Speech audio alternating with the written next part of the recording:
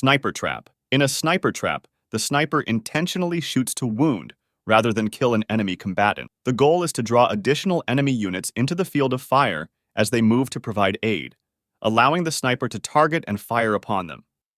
Salvo. The salvo technique aims to surprise the enemy and defeat them quickly, minimizing their ability to respond. This is achieved by firing all cannons simultaneously. It's particularly effective in naval combat, as multiple splashes help determine the firing range more accurately than a single shot.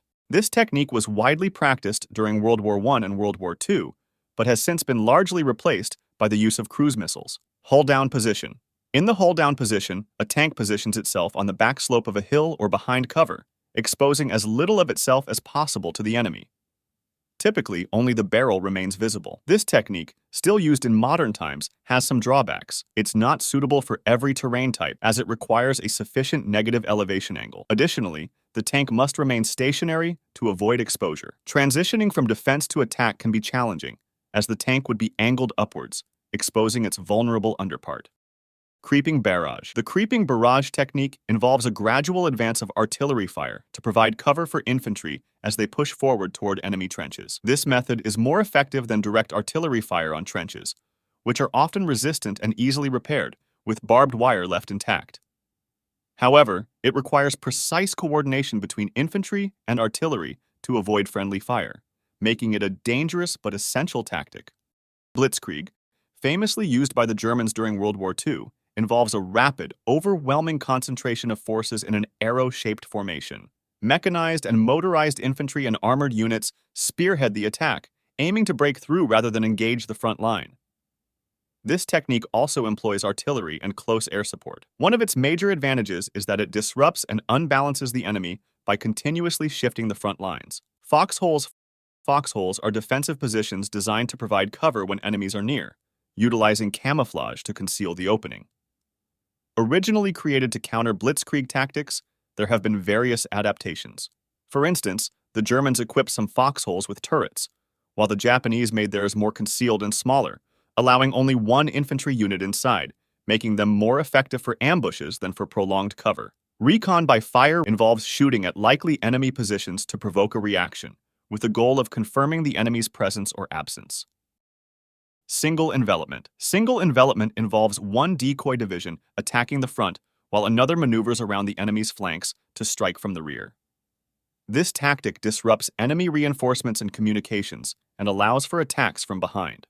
Pincer movement. In a pincer movement, the enemy initiates a frontal assault while the central units hold their position. Meanwhile, the two wings move outward to flank the enemy, forcing them to fight on two fronts and eventually encircling them. Oblique Order.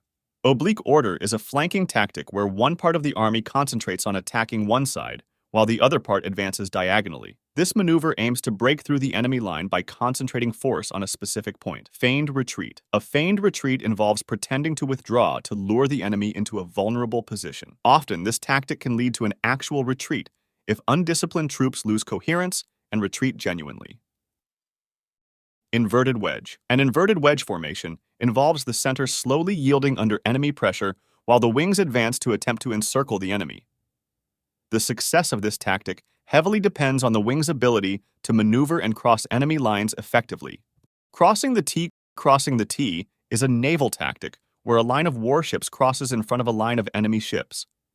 This allows every horizontal warship to engage the vertical enemy ships with all of their guns, while the vertical ships can only fire with their forward-facing guns. Bounding Overwatch is a tactical movement method used to advance units while under fire. It involves splitting the team into two parts. One provides overwatch, covering fire, while the other maneuvers forward. Once the moving unit reaches its position, it halts and begins suppressing the enemy with fire, allowing the overwatching unit to advance in turn. This alternating movement continues to facilitate progress under hostile conditions. Ambush. An ambush is carried out by concealed units that patiently await favorable positions or conditions before launching a surprise attack. Skirmishing.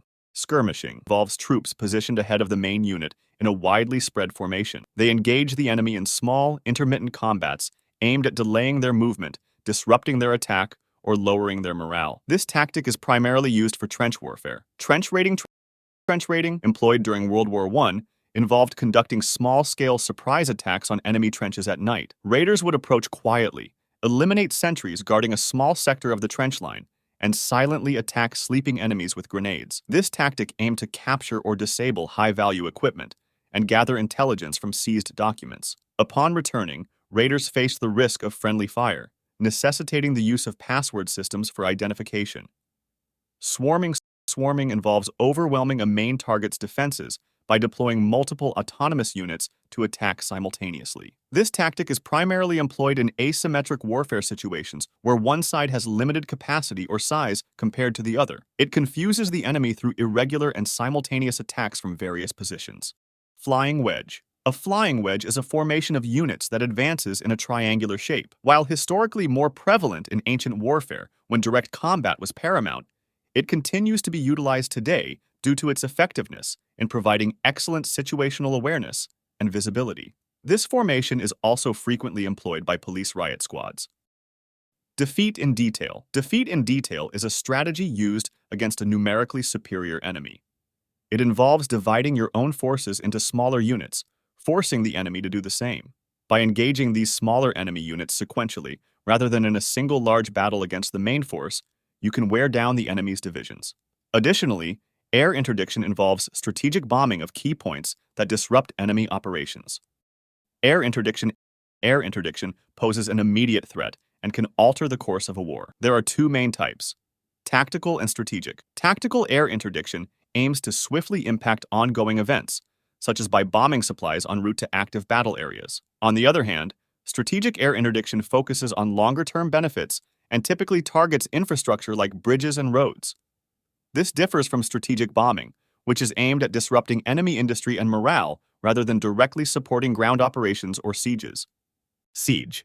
A siege involves surrounding an enemy city or fortress to cut off its supplies and prevent the escape of enemy troops, compelling them to surrender due to dwindling resources. Alternatively, a siege can culminate in a well-prepared assault. When soldiers construct a line of fortifications around a besieged city, it's known as a contravallation. If they build a second line of fortifications facing away from the enemy's fort to defend against the fort's allies, it's termed a circumvallation. Siege tactics may also involve creating mouseholes to access or breach fortified streets. Mouseholing refers to the risky practice where infantry units blast through walls to access nearby rooms or buildings. This method is sometimes undertaken when existing structures do not offer adequate cover. Air assault utilizes aircraft, such as helicopters, to deploy infantry behind enemy lines for surprise attacks from the rear. This method represents a modern, vertical adaptation of traditional envelopment tactics, akin to tank descent maneuvers. Tank descent involves infantry units riding atop a tank and dismounting to engage in foot combat, typically during the final phase of an assault. These infantry units not only use the tank for transportation, but also provide protection against anti-tank weapons. This tactic is characterized by its shoot-and-scoot approach, akin to artillery tactics where units quickly relocate after firing to avoid counterfire.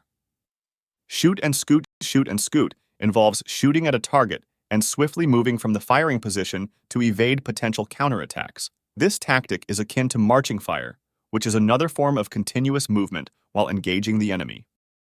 Marching fire. Marching fire is a tactic of suppressive fire where infantry units continue firing while advancing, forcing the enemy to take cover. The objective is often to close the distance and engage the enemy in close combat. Center peel is a modern infantry retreat technique used when small groups of infantry need to withdraw from a larger enemy force. It shares similarities with the bounding Overwatch technique and emphasizes defense in depth. Defense in depth.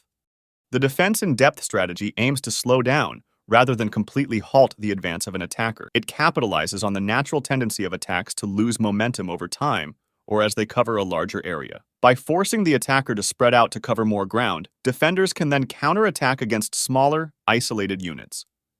This approach may also involve Scorched Earth tactics to deny resources to the advancing enemy. Scorched Earth involves a strategic retreat where everything that could be useful to the enemy, such as food sources and transportation infrastructure, is deliberately destroyed. This tactic gained fame during World War II when Russia used it against Germany, leveraging the vastness of Russian territory and harsh winter conditions to hinder the enemy's advance.